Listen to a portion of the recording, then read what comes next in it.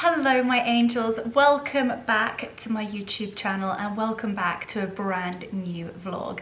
As you can see, I am home sweet home and I feel that I've gone straight from like summer, beautiful sunshine straight into autumn, winter, and I am getting cozy, getting all of those blankets out.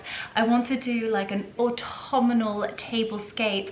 I want to bake. I want to do all those gorgeous autumnal things. So I thought I would switch on the camera and I would do a few bits and pieces with you. So today I've got my cozies on. As you can see, I've actually got my Lily Silk two-piece on, and it's one of those outfits that you could literally dress up or dress down. I could pop a pair of like chocolate or camel boots and this would be a serious outfit to go out in. Or equally, I've popped it on today and I'm so cozy. I've got a pair of slippers on and I couldn't be more comfortable if I tried. So today, this vlog is going to be so wholesome, it's going to be so cozy. We are going to bake one of my favorite recipes. It's a little bit of a labor of love, I must admit. I'm going to put a disclaimer out there now. It does take a fair few hours because we need to let the dough rise. Gives you guys a little bit of a hint as to what we're making. I also want to do a super autumnal tablescape and I've got to do a flower arrangement because the kitchen is looking very bare.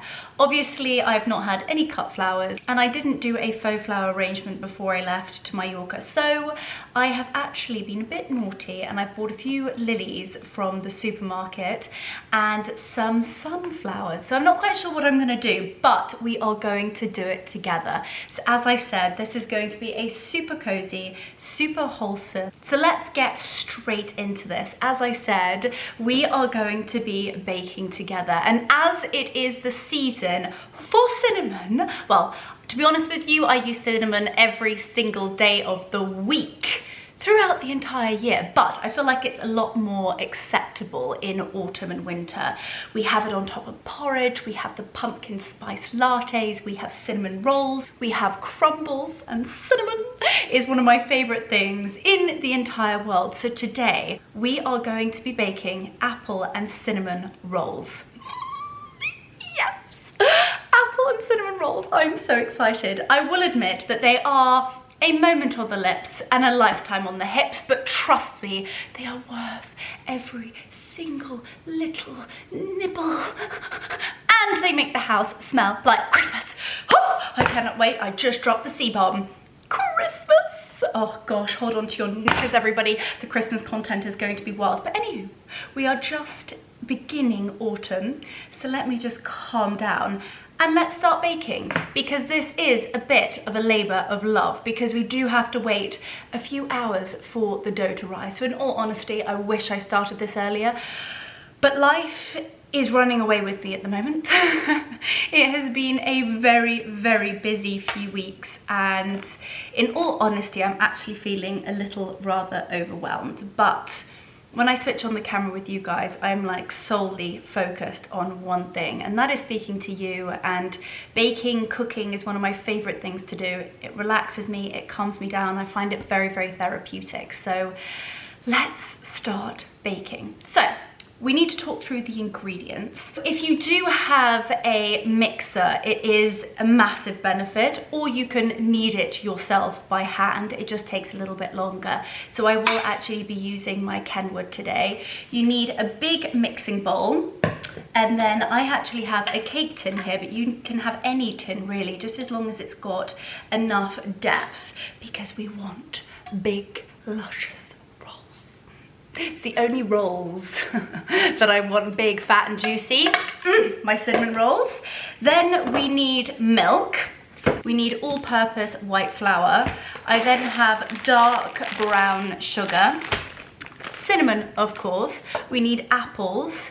Unsalted butter, and then I've actually been a little bit naughty and I bought the salted caramel flavor icing, and I'm going to mix it into the icing that we create together, just to drizzle over the top. And trust me, if your mouth is not watering already, just wait. I then love to add a dash of vanilla essence. Then we also need active yeast. This is what makes the dough rise. And this is Allinson's yeast.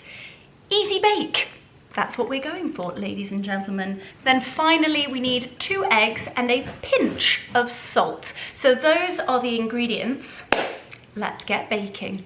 First things first, I will soothe your anxiety. Yes, I'm going to be putting my pinny on. Oh, my gorgeous pinny that I actually showed you last time when I did a little bake along. My gorgeous girlfriend bought me this stunning little pinny for my birthday. I'm obsessed with it. It's from Mrs. Alice, and as you can probably already see, it has my name on it. You know, I love anything personalized. It just makes it that touch more special.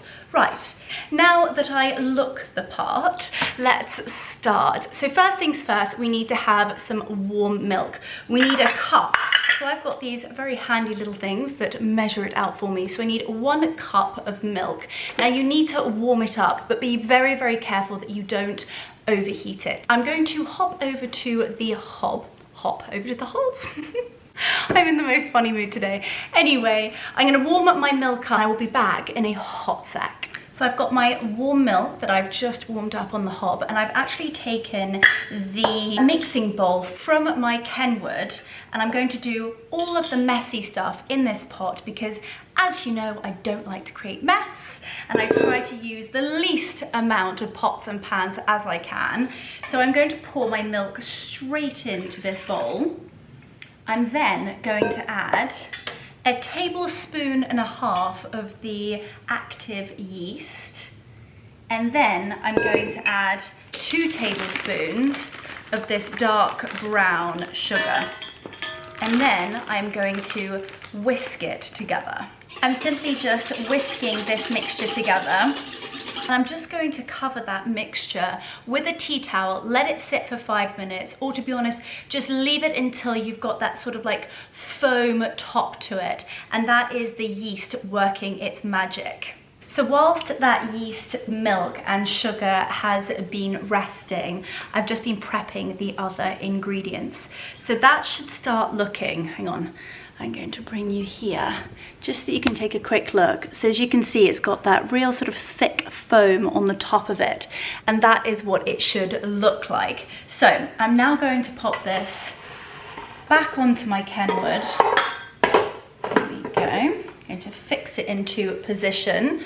I'm going to turn you slightly so that you can see what I'm doing. I can actually hear that yeast almost like fizzing. It is working, it's magic. So now I'm going to pop this down, and on a medium speed, we're then going to add the rest of the sugar, which should be around about 100 grams. We're going to add the 2 eggs, and then literally cup by cup, we're going to be adding our flour. Now I will leave all of the details down below, but it's roughly about 550 grams of all-purpose flour, 2 eggs, and then we have the rest of our sugar, which is 100 grams. So let's start doing this. So that is on let's say a medium speed, I hope. And I'm going to add in my sugar, just bit by bit. There we go. That is looking fantastic. I'm now going to add in my butter, which is about 120 grams.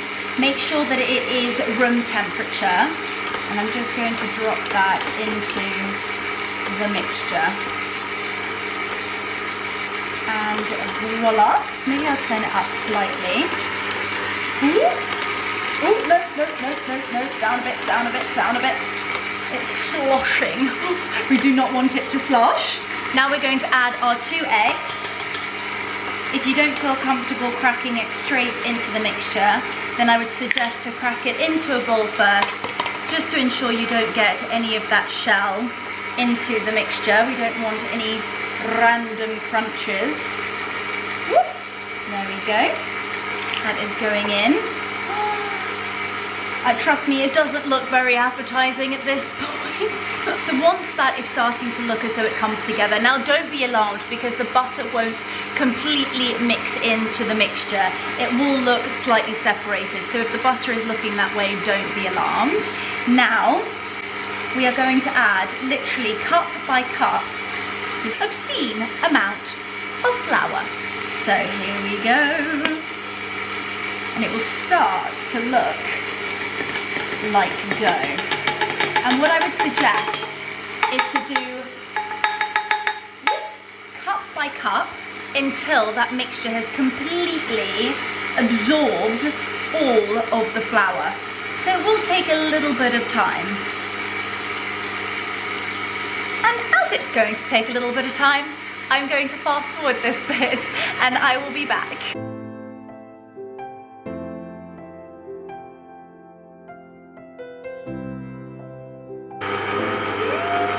She's looking good! Oh, I cannot wait until these are finished. We are nearing the end. I've got a tiny bit of flour left.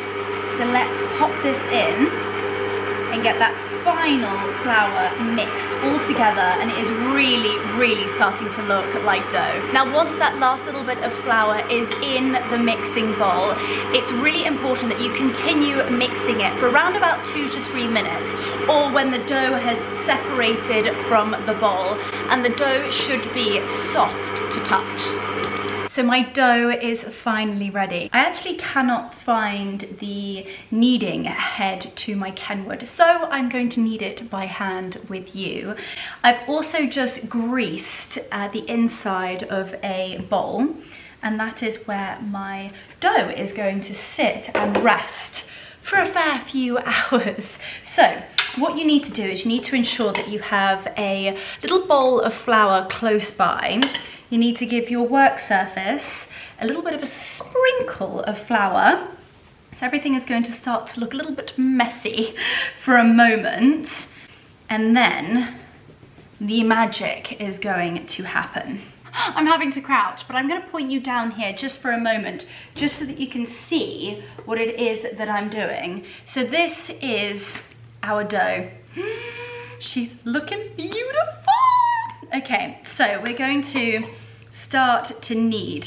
And what I like to do is literally, it can get sometimes a little bit sticky, so that's why we have the flour close by. And so if those of you who are baking maybe for the first time and you're thinking, Leonora, what on earth does kneading mean? It basically means that we are pushing out any of the air that is currently in this dough. And what I like to do, as you can probably see, is just turn the dough over, use my entire body weight, and just push the heels of my hands down into that dough, and then turn over the next quarter of dough. It doesn't look very pretty, but trust me, it will begin to really take place. And as I said, we need to do this for about 5 minutes. And if it starts to get sticky, take your flour, give it a little bit of a sprinkle, and continue kneading. I always think this is a good way of working off those calories before we've ingested them. I could probably knead for about a week. But trust me, they are worth every single bite.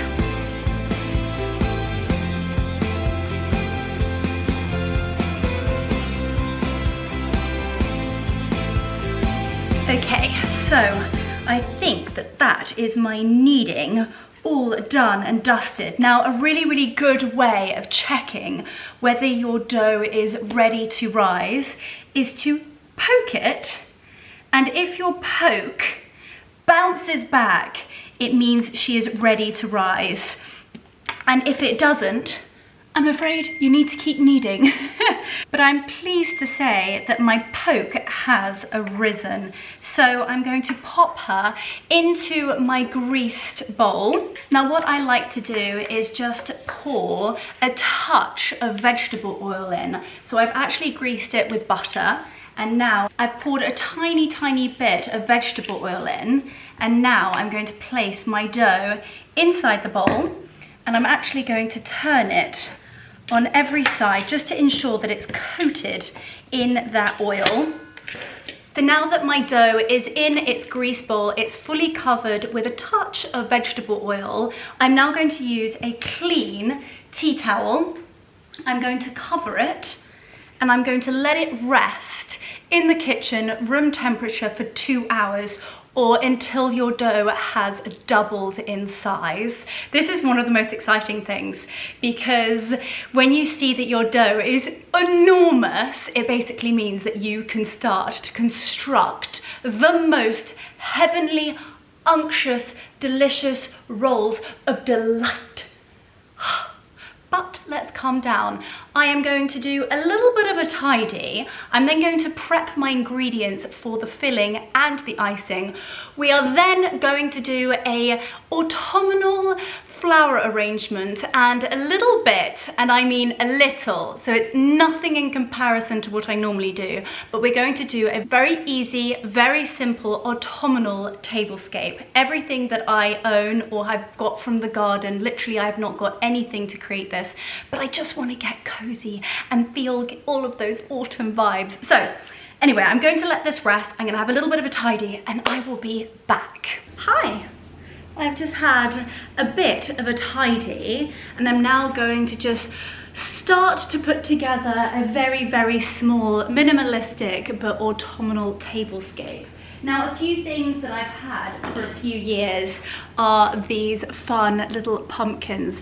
I don't want it to be Halloween-y, but I do want it to be sort of cozy October, November vibes. So I'm going to use these white and green, they're almost like padded pumpkins. I love it. Then I have the traditional orange pumpkins. We bought these in America and I've had them for donkey's years, but they're absolutely fabulous. And then I have these like mini white ones that I think I actually got from the garden centre last year. I will try and find similar options and I will link them in the description box down below. Then I have our normal table mats. Now these are almost like a raffia with the green shell edging, and I just think it will incorporate sort of that quite natural look. It will tie in the greens. I've then got our ochre little candle holders, and then I've got a whole lot of sunflowers in the scullery sink, just getting to room temperature. So I'm just gonna lay out a few bits and pieces, see how I'm feeling, and then we will start to do the flowers together. I'm also going to take a little walk around the orchard, one, to get the apples for our apple and cinnamon rolls, and two, to pick up some quinces. Pick up some quince. I think that's the right English. And I'm actually going to use them on the table. I think that they will look so gorgeous. It will be nice to incorporate something fresh on the table. So I cannot, for the life of me, find my Hessian table runner. So this one is going to have to do. It's not my favourite, but it has got blues, which I suppose will tie in the chairs and the curtains and most of the other things in this kitchen. I'm then going to just dot down my ochre candle tea lights. There we go. Put this one down here. And then that one there. Place the pumpkins. And I think I will sort of rearrange them slightly once I've got the flowers on the table. But it's nice to see how it looks just coming together.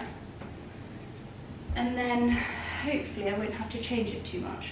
I'm thinking about there with those ones. Maybe right here with the tea light. Oh, I love this already. Okay, couple more here. A little orange number down there. A couple of those white pumpkins. I love autumn and winter, lighting the fire, and actually in the kitchen we've got this magnificent fireplace. I don't think you've actually ever seen it lit before, but it truly is a masterpiece. So I'm so looking forward to when it is so chilly outside that we can light that baby up. Okay, this is starting to take place. And then I'm going to add in the flowers. It just looks like a random mess at the moment, but trust me, it will come together. Right, where do I want to pop these? Because we work in threes, I think I'm going to just pop this one down at the end here. Need a few more of those. Pop those in threes. We'll work in threes. In floristry, you always work in threes, so my pumpkins are going to do the same. There we go. And then I'm thinking, just to place the yellow sunflowers, I've also bought some gypsophilia just to add in to make it that slightly more whimsical, loose, and then incorporate just the white and pull out the white in those pumpkins. Then I'm thinking to just scatter some leaves that I am going to collect in the orchard, place the sunflowers, and really that's going to be it. I think it looks really sweet so far.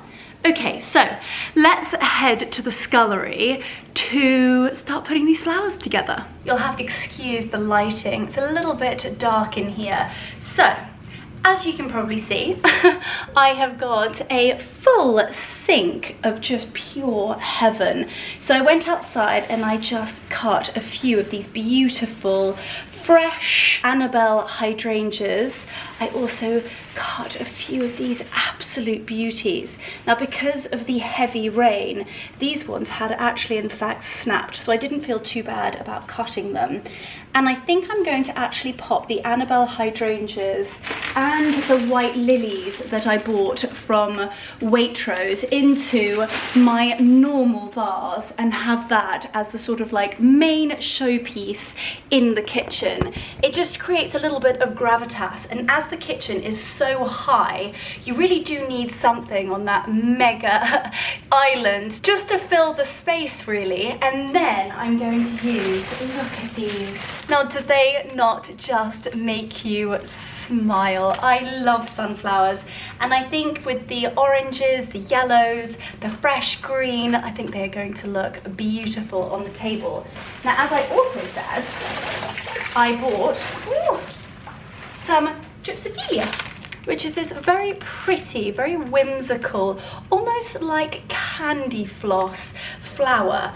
And I just think with it pulled out within the vase, I think it will look really, really pretty, and then tie together all of those sort of slight little elements of white that are on the table. Now, in terms of vases, we're going quite rustico. I think we've got quite a few colours going on already. So I've got these glass vases, and then you've got the rustic rope around the edge, and I think that they will look really pretty. And then I've also got, which I think are Mrs. Alice, I will link them down below. I love how these sit. So they actually sit like so, and they look really, really different. And I think with the gypsophilia, I think it will look really pretty. So let's get this show on the road. Now, because this vase is really rather heavy itself, what I like to do is actually place the flowers in, pop it into position, and then actually fill it up into position. Otherwise, it's so heavy, I could break the vase, I could scratch the Carrara marble, and we do not want to do any of that. So I'm going to actually position the flowers exactly how I'd like them, pop them into position on the countertop, and then just fill it with a watering can. So let's do this. I need a pair of pliers, I need a pair of secateurs, and I think I'm actually just going to start adding these hydrangeas first. Now, what I always like to do is fill the sink with water and let my flowers, whether I've bought them from the supermarket, the farm shop, or cut them in the garden, I like them to sit in the water just to ensure that they've got a fresh gulp of water and they've got to room temperature. And that way they won't flop. Otherwise, if you, let's say, buy something from the supermarket, they've more than likely been in a refrigerator or in a cooling storage space. So the first thing they're going to do when they come into the house is sadly droop. And we do not want this. We do not want droopy hydrangeas. We want them standing to attention, ladies and gentlemen. Okay, these hydrangeas are looking gorgeous. As you can also see, I'm just taking off the bottom leaves. I'll leave a few of the top ones. It just ensures that that water at the bottom isn't going to become sort of like a gooey mess, and it can also start to smell. And we don't need them because you're not going to see them. Oh, I have some creepy crawlies in the sink. Oh, that's so sweet. They've come out of the hydrangeas. I'm actually going to take off a few more leaves here. Oh, there we go. You don't need those in here. Otherwise it just fills it up unnecessary. Okay, so that is the hydrangeas around the edge. And then I'm going to simply just begin to place the lilies in the center. Okay, cut through that. We're going to take off a few of these leaves, like so. Give them a good old snip at the bottom on the wonk, and then what I like to do is just give them a snip up their stem. It just ensures that they can drink as much water as possible. And then I'm going to just place them into the flower arrangement. And something that I learned from Steph, who helps me when we have a party, or she comes and helps me with the Christmas installment. You actually met her, I'd say Christmas time last year. She taught me that one thing that you shouldn't do is just waste time trying to get a flower to sit in a certain position. That flower is going to sit exactly how it has been grown. So if the flower has actually, in fact, like this lily, grown directly upwards, that is very lucky. So actually he will probably be my center lily.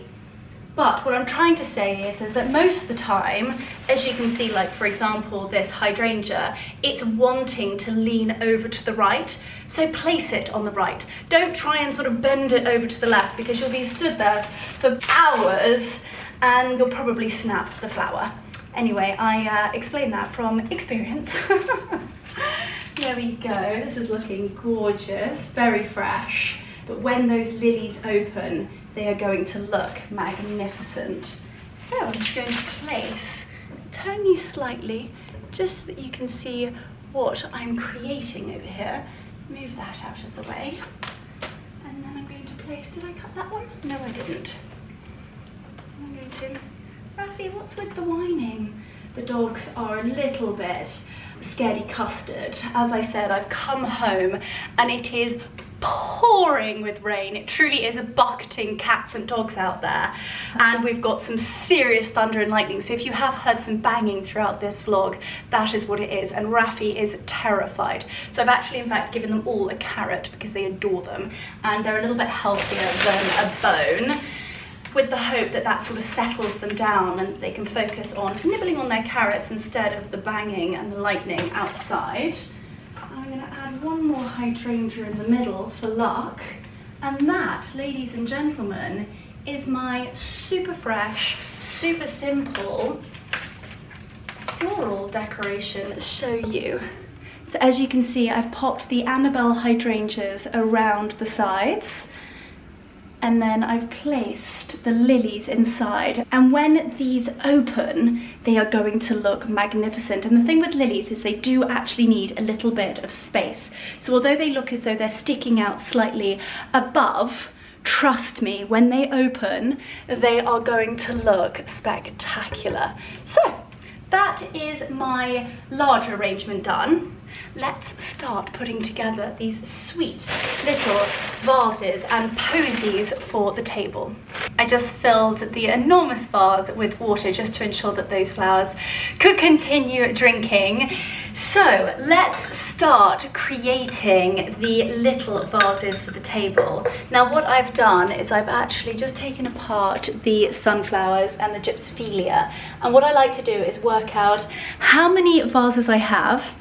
And if I'm going to work by threes, just to ensure that I've got enough flowers. So I've got 3 lots of 3, which are going to go in these beautiful little vases. And then I think what I'm going to do is just add in the gypsophilia into these sweet little vases. And then I have a whole bunch of sunflowers left over. So if I have enough, then I think I may fill the little vase. Then I can actually match them to the center floral display. So let's go ahead. What I always like to do, and something that you've seen me do before, is to create my ideal one first and then have it so that I can copy it. So let's start. These sunflowers haven't quite opened up yet, but they will do. And what I like to do is just to see what height I would like. You can come down a little bit. It's so sad, I'm cutting so much of the stem off. And okay, but we just simply don't need them that tall. Okay, and then I'm going to add in some of the gypsophilia, like so. That can definitely come down. What I also cut, which I showed you, are these magnificent hydrangeas. And I think I'm actually going to use them in these little posies. I think they will just combine all the colours that we currently have on the table. I don't want them too tight. Nothing worse than floral arrangements that are super... Ooh! Did you just see that? I think that may have been a butterfly. Oh gosh, I need to get him out.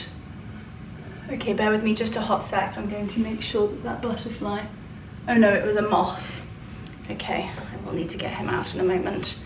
Right, let's just add these in. And then I'm going to save the moth. Pop this on the table, see how we feel about the colours. Because I appreciate there are a few different colours going on here, but I'm hoping the gypsophilia is going to work its magic and just pull the whole thing together. I think that that looks so sweet. So you have this magnificent hydrangea here, which you've got the beautiful purple, almost burgundy tones in here, the fresh green. You've got those magnificent sunflowers that just make me smile, and then the gypsophilia, which just ties in those elements of white on the table. I think that looks really pretty if you ask me. I'm sure some of you will not like it, but I'm sure lots of you will, I hope. So I'm just going to add a touch of water. Normally I like to dunk it in the sink, however, I've been a bit of a messy Mary, if truth be known. A messy Mary. I would say that that is very, very pretty, and it's going to tie everything together. So I'm just going to pop this here, then I can simply just copy it and do the rest of them. So I'm going to pop you on a time lapse, and then we will place them onto the table together.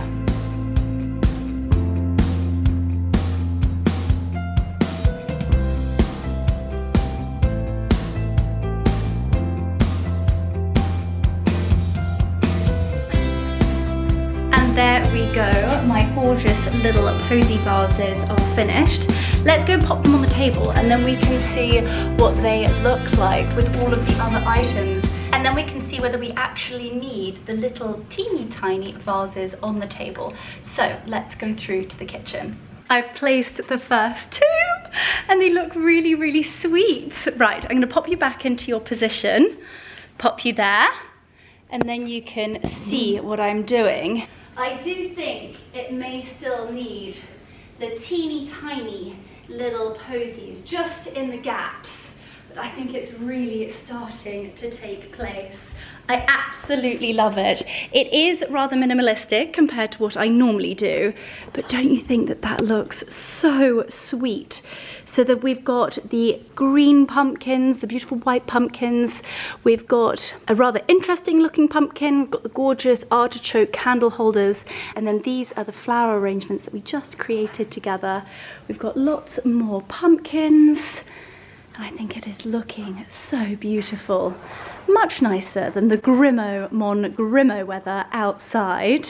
Right, I think we create the teeny tiny little vases to go in the middle. Are you my assistant florists? My assistant florists? No, you're just being terrible, as per usual. Come on then, let's go and do the little teeny tiny vases. And then we are going to go around the orchard because we do need some leaves and some quince. And I think you are a tinkle monster otherwise. A tinkle monster. Come on then. Do you think they want to help? I think they just want carrots and treats. Now, it couldn't be more simple if you tried. Just need to fill these up with water, not too much, otherwise they overflow. I'm going to do 3 of them. And then I'm literally just going to pop in the gypsophilia. Let's just pop these in. And I think it will look so dainty, but so effective. Right, then we need to pop some napkins down. Then we need to check on how our dough is doing. It couldn't be more simple, but sometimes I think that's nice. I mean, I know I am one for creating a mega tablescape. I hope I'm allowed to say that myself. But sometimes simplicity is so effective and it looks so dainty and pretty. And that is what I'm going for today. Mostly because I wanted to use things that I already had and not spend money, not be wasteful, and to buy flowers is such a naughty thing considering I have a beautiful garden full of flowers, but I feel heartbroken cutting them when they just look so beautiful, and I don't grow sunflowers. So I thought that it was a good investment. They last for a few weeks, and gypsophilia you can even dry. So they are fantastic. So just to show you, couldn't be more simple. Let's go and pop them on the table. Okay, I think the gypsophilia has made it. I still need to obviously put napkins, cutlery, glassware, but this is looking just so pretty and autumnal. I absolutely love how these posies just sit on the wonk, as I say. And the little hints of white just look so stunning into the main floral arrangement here, just to ensure that there is symmetry throughout the kitchen. Obviously we've got it on the tablescape, and I just thought it filled those little gaps that we had, and I think it looks so pretty. I've also placed a few pumpkins, and I've got my gorgeous Joe Loves Pomelo candle, of which I will be lighting imminently. Right, let's go round the orchard with these terrible people. Mummy's got to put a coat on because it is absolutely bucketing it down. Yes, we're going to go and find some quince. Yes, to put on the table. Yes, and then we're going to lay the table. It's a look, an absolute look. Oh my goodness gracious me. I don't think I would have ever thought there would be a day that you would see me out here in the peeing rain in a pair of Crocs. But my dash hands need a tinkle. Good boy, Lancelot. Come on then. And with a few of the decorations on the table being faux, I think it's really nice to incorporate a few fresh things like fresh pumpkins, fresh quince, apples, anything like that. So let's go on a hunt for some quince. Oh wow, they look gorgeous, but there are so many on the ground. Look at this, I'm going to turn you around. Look at all the quince on the floor. They are perfect. Look at this bad boy, he's enormous. Oh, big sluggingtons on him. Okay, well, we're going to need to clean him up, but that is perfect. No, you can't eat quince. You can't eat quince. You can't be a quince thief as well as a plum thief. No. You can have an apple. You can't have a quince. Right, I think I'm actually going to put that one back just because he's got a few slugs and I think they look really happy in there. That one looks a bit sketchy as well. Okay, hunting for a pretty looking quince. He looks nice. I think we can jazz him up a bit. Divine. Right, I think we need about, oh gosh. We need about, nope, that one's definitely, Jesus, look at the size of that slug. Not you. You'd be an enormous slug. You're so scrumptious. Right, that one looks nice. Perfect. Okay, I should have brought my basket out here. Right, let's find one more. And I think that will do. That will do, Mummy. That will do. Can we hurry up and do our big wee-wees and the poo-poos, and then we can go inside and finish the tablescape? Yes, Mummy's little pickle people that I love more than anything in the whole entire world. Come on then. Wee-wees and the poo-poos, everybody. Wee-wees and the poo-poos. Back in the kitchen, back in the warmth and the dry, and I'm just washing off these quints just to ensure that they are clean and there are no creepy crawlies that are going to come out and make their way onto a plate or something horrific. And I think they're going to look gorgeous. Right, I'm going to put all of you guys back outside because go down. Oh my goodness! Are you fighting and biting? Are you crazy people? This is their witching hour and they do the zoomies for about half an hour. You go crazy, don't you? You go crazy. Right, let's dry off these bad boys and then place them onto the table. And then I'm going to pop some napkins out, some glassware. I wish I was hosting a number of people because I think if I like fully laid the table, it would really sort of give it some gravitas and make it look that little bit more special. We've got our quints. Let's head over to the table and place them perfectly. I'm going to pop him against the white pumpkin and people are going to think, oh my goodness, she's got real and a touch of faux. And I think that the combination is just so wonderful because this is so sustainable to do it this way. I've collected a few of these items for so many years, and then just by adding a few little fresh things that have been grown in the garden or in fact bought at Waitrose, the sunflowers. Note to self, grow sunflowers next year. Right. My battery is in fact flashing at me, so I'm going to place the last quints, change the battery pack, and I will be back. Now lastly, but certainly not least, you might think I'm utterly crazy, but I've got a bucket of leaves. Now this could go one of two ways. It could look amazing or it could just ruin the whole thing. So let's see what it looks like on the table. Now this isn't the noise of autumn. I don't know what else is. That sort of crispy crunch of golden leaves underneath our feet is one of the best sounds I think there are out there. Right, I'm going to pop him under there as well. Gosh, I absolutely love this. This is definitely a vibe. Okay, I'm just going to place these and possibly put you on a time lapse, and then I will come back and show you what the whole thing looks like together.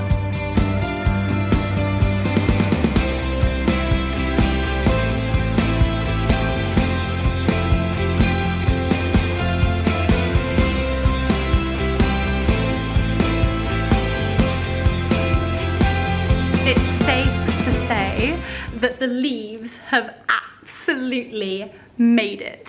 They've made it, haven't they? Yeah. Oh. Can't work out what to kiss, Mummy. Or yawn. Oh my goodness gracious me, I've missed them so much. I can't even begin to tell you. Right. Oh, you alright? Oh, I'm exhausted, puppy. Right, let's look at this table. Now, I don't know about you, but I absolutely love how the leaves have incorporated all of the colours and has it just tied it all together. You've got the brown tones from the table, you've got the fresh green, the yellow that just brings it all together with the sunflowers. I love the whimsical details in the gypsophilia. You've got the quince on top of the dried leaves, and you've got my faux pumpkins, which I absolutely love. I just adore how these golden leaves make such a huge difference, and like I said, they just tie everything together. I can't wait until these sunflowers are in full bloom. I think they're going to look magnificent. Gosh, I didn't think when I started this tablescape that it would come together just so beautifully. I adore the leaf, the pumpkin, even the little white pumpkins. Now, in all honesty, I would have loved to have changed the table runner to a Hessian, but I just could not find it. Look at that gorgeous hydrangea in there. Absolutely stunning. Now, a napkin that I thought tied the entire look together with the yellows, the purples, the burgundies and the green with the beautiful ruffled edge are my gorgeous Rebecca Oodle napkins. And I've just placed the Mackenzie Childs napkin ring holders because I think that it just brings those sort of black centers of those sunflowers all together. I am over the moon with my autumnal tablescape. We are actually, in fact, hosting tomorrow evening, so this is set, ready for tomorrow evening. I absolutely adore it. I hope you guys have enjoyed putting it together with me. I definitely didn't think that it was going to turn out quite so beautiful, considering I hadn't really thought about all the different elements. It just goes to show that we have the majority of stuff at home, in our gardens, things that we've collected over the years, and just by buying just a couple of bits and pieces from Waitrose and hunting and gathering in the garden, we can create something absolutely beautiful. I cannot wait to lay it properly together. I also love how this gorgeous, fresh, whimsical, loose creation is looking here on the countertop. It's absolutely stunning. Right, it is time to light this beautiful candle. It's so fresh and it is just stunning. Back in the kitchen, popping my pinny back on. So actually, in all honesty, I apologise. I've actually just jumped ahead slightly and I thought, oh, I forgot to show you one of the most vital parts, which is the filling. So we're about 20 minutes away from our 2-hour goal time and the dough has risen so much. So it is time to prep the filling. So make sure you wash your hands. I'll be 2 seconds. You need about 220 grams, which is roughly around about 2 medium-sized apples. You can go with 3 apples if you want it to be a little bit more appley. So I have actually, in fact, already gone ahead and peeled my apples. You don't have to, but I just think that sometimes the skin can curl up, and actually I think it's slightly more tasty if you peel them. And then I'm simply just chopping them up. And then we will sprinkle them on top of the dough once it is rolled out to perfection. I cannot wait until they're finished. So once we have actually created the roll form, they do in fact need to sit again for another hour. It is 7:45, so I'm going to have some dinner first, and then after dinner I will come back and we will bake them together. The good thing about this recipe is that they don't take long to bake. They take about 25 minutes. So we will eat a warm, moist, magical, I can't even, I'm getting so excited. Anywho, I have also prepped my sugar. We need another 100 grams of that brown dark sugar. We need 85 grams of unsalted butter, as well as 2 tablespoons of milk and a whole heap of cinnamon. Now, if you don't want to sort of gauge it, then I would say probably roughly like 2 tablespoons, but in all honesty, I just eyeball it and I just sprinkle until my heart is content.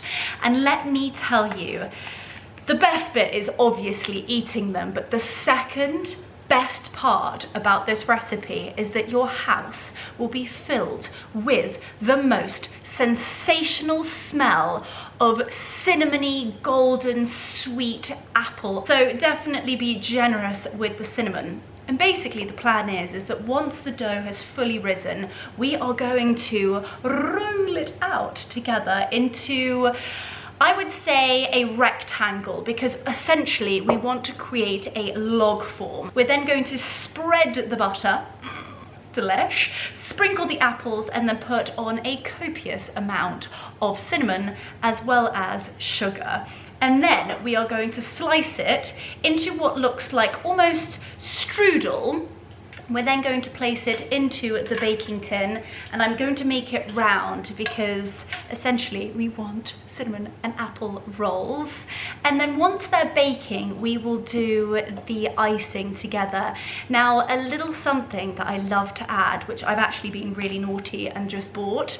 I would normally make this myself, but considering this is a labor of love and we've been at this for probably, I'd say about 2.5 hours at this rate, I've actually bought the salted caramel, and we're going to add 2 tablespoons of this to the icing.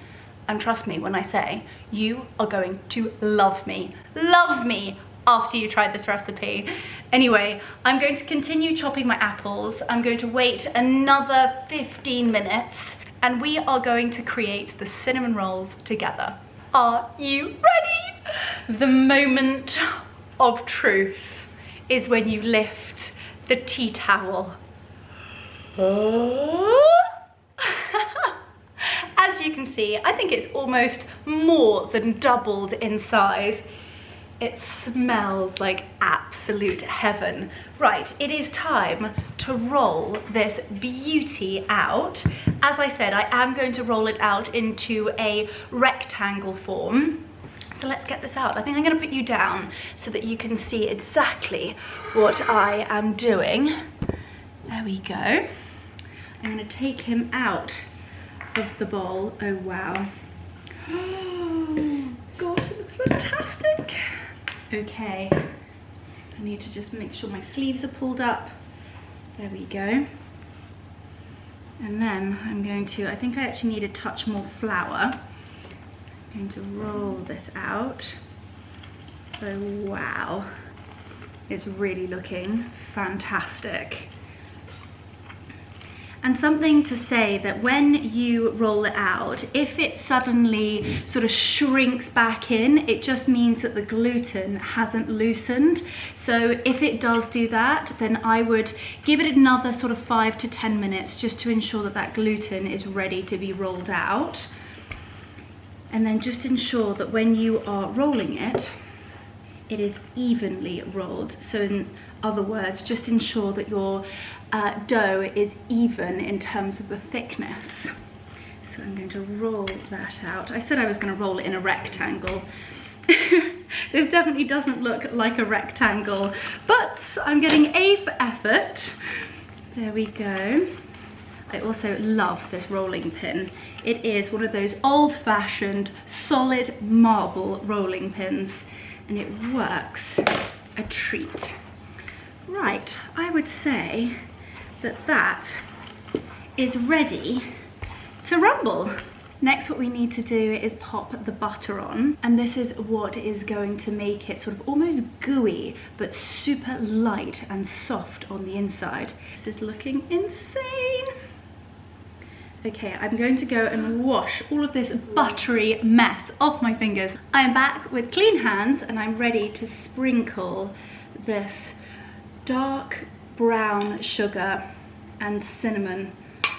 Don't worry too much if there are lumps and bumps, because we can just use the spoon to ensure that it is all even and packed in like so.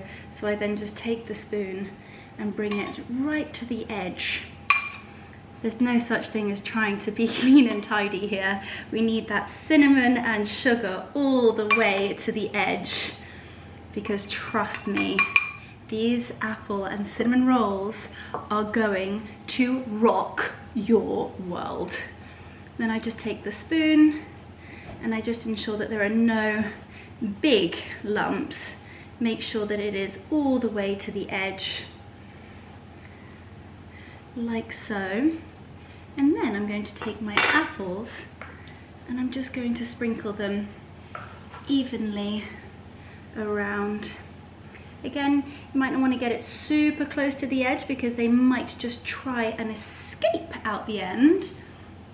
And then what we're going to do is we're going to roll it super tight and then cut them into their final form. Okay, here we go. Right, here goes, ladies and gentlemen.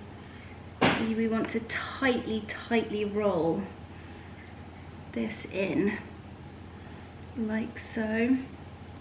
And they are going to be absolutely enormous. Okay, it's so important that you try and roll it as tight as you possibly can, and the dough will allow you to almost sort of like tuck it in whilst you go. Almost at the end, all of those delicious apples, and then we are going to cut them into that traditional roll shape. Then I'm afraid we're going to have to leave them for another 45 minutes just to let them rise for a second time, and then we can bake them and eat them. The final lift and tuck.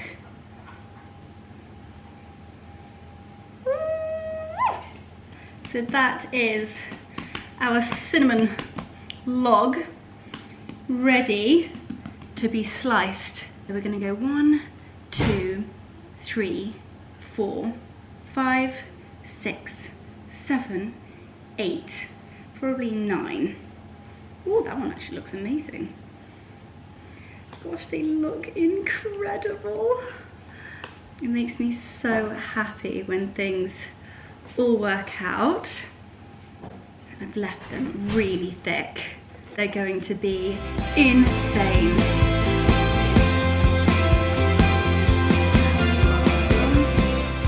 Now the tricky thing is going to be trying to fit all of these within my baking tin. I might even need 2 of them. So what I'm going to do is just start placing them. They should look like this. So you've got that incredible cinnamon and apple and sugar filling on the inside. And I'm just going to place them around the edge. And I've really greased this tin with butter. I've probably put another, I'd say like 25 grams of greasing around the edge, just to ensure that all of that butter melts into that beautiful dough. And trust me, it is well worth it. And then you're gonna go in there. I'm gonna squidge you up, and then I'm gonna squidge you in. Lots of squidging going on. It has all come together exactly how it should have done, which, trust me, in baking is sometimes not the case, but this is what it should look like. So I'm now going to leave it for another 45 minutes, and then we will finally be able to bake it. The moment of truth, the second rise. Wow, look at them. I did actually, in fact, have to move 3 of them. And as you can see, the actual 3 on the other side have risen quite a lot more, probably because they have a lot more space.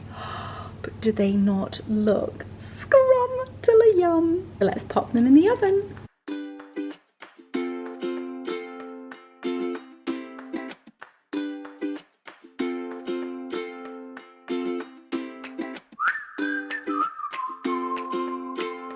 Golly, this really has been a bit of a labour of love, but trust me, they will be worth every single minute that we have been kneading, we've been rolling, we've been filling, we've been whisking.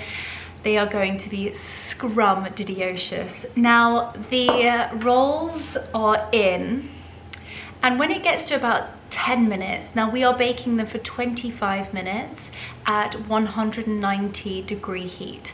About 10 minutes in, create like almost like a tent with aluminium foil that just ensures that we don't burn the tops of them, because who wants burnt cinnamon rolls? Nobody. And after hours of blood, sweat and tears, we do not want to burn them at this rate. So just ensure you create like a little bit of a tent with your aluminium foil, and they will be baked to perfection.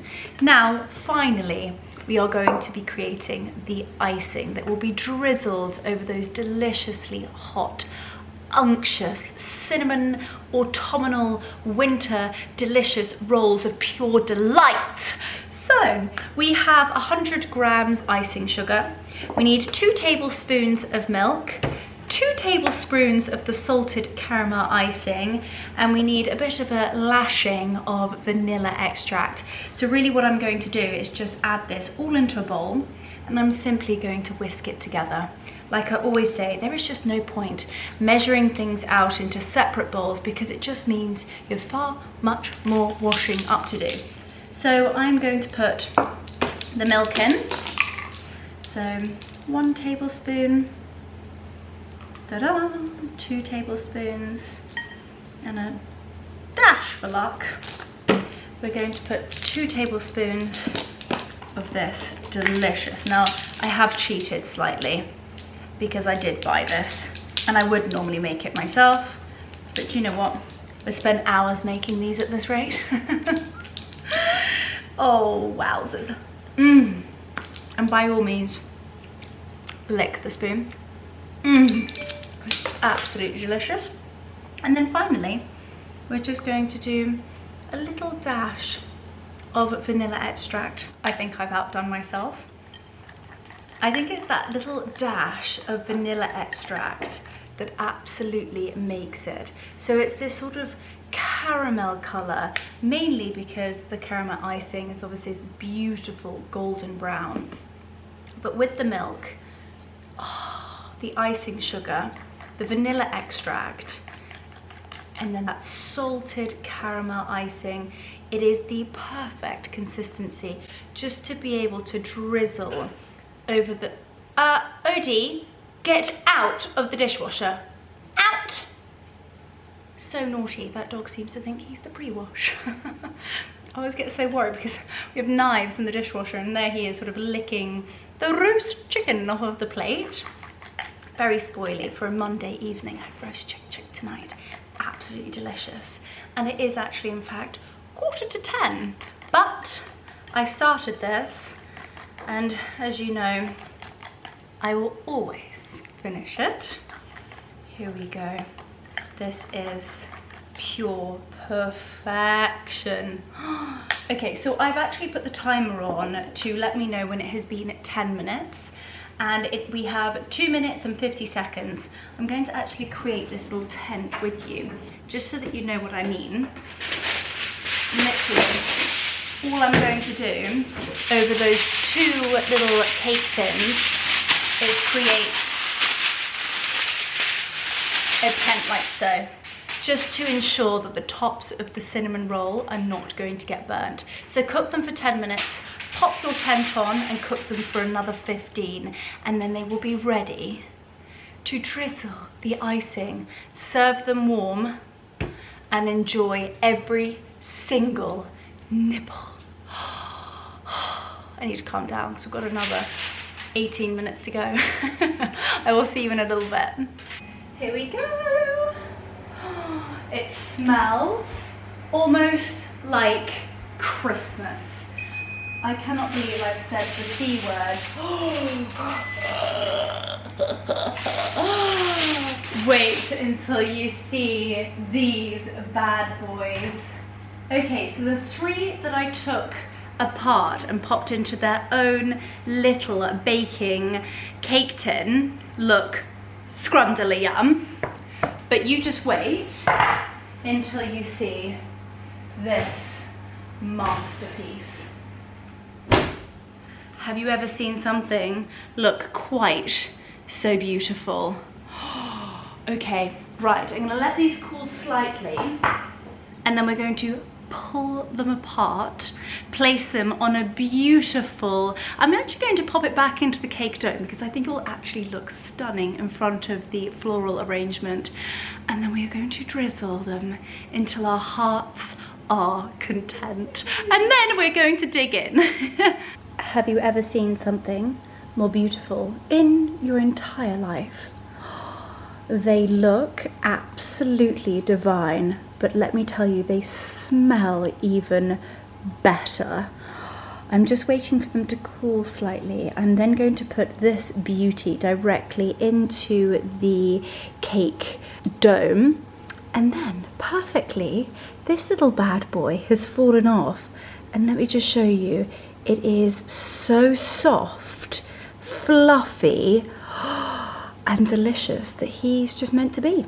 He's meant to be. I will be ingesting that in about 5 minutes. So I'm just going to try and maneuver this without damaging it into the cake dough. And then we're going to use this scrumptious mixture and drizzle it over the top. One of my wonderful subscribers sent me a little comment saying that when I do my baking or cook-alongs, they should be called Leonora's Larder, which I absolutely love. What do you all think? Do you think I should name them Leonora's Larder? Oh, wow. I wish you could smell it. I wish the camera could capture the essence of pure heaven. The apple and the cinnamon, yet little sense of vanilla, and then that incredible smell of fresh dough. It is pure heaven. Are you ready for the grand finale? It has been hours in the making, just so that you can see the edge. This is why I always smother the cake tin in butter, because it just oozes into the side of the dough and it makes it gooey, soft, yet so fluffy. Oh, I'm so pleased with how they turned out. Now, for the final step, apple cinnamon rolls. Apples from the orchard, might I add. And we are literally going to just drizzle this over the top. I'm actually going to give you a close-up of this because this is like, I mean, oh, have you ever seen something look quite so inviting? I think I'm getting a bit carried away with the icing. But whoever said there was too much icing on a cinnamon roll? Absolutely nobody. Right, those are absolute pure perfection. I'm going to let them cool. And actually they're going to be showstoppers. Anna is coming tomorrow. I'm actually trying to be healthy, so these will be given away tomorrow to the entire team who is at the house, and I will be nibbling on one. We need to do a taste test together. I can't have spent hours vlogging with you to create such magic and not try it for myself. So I've got one beautiful cinnamon roll here. I'm going to do my own drizzle. Leonora put the drizzle down. Okay, the moment of truth. Am I like anyone else? Do you ever pull the cinnamon roll apart and just eat the middle because it's the best bit? Hopefully the entire thing is the best bit. But look at that. Ready?